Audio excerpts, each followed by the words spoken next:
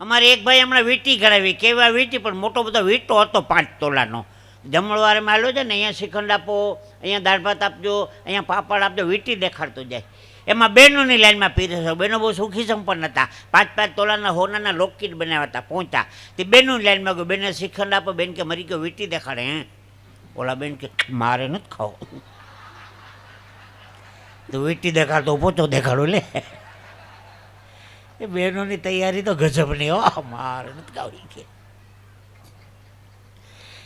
તમે અત્યારે બધા જમવા જાઓ છો, બુફેમાં જમો છો ને, તો હું આપને કહું, પેટ ભરીને જમવાનું, પ્લેટ ભરીને નહીં.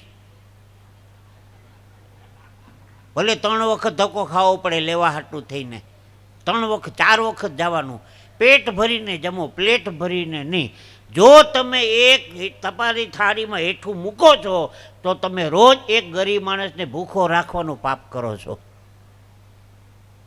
ખાસ ધ્યાન રાખજો. સારી વાત હોય તો તાળીથી વધારજો. મને એમ થાય કે દ્વારકાથી ચાંદખેડા સુધીનો મારો ધક્કો. આવો યજમાન.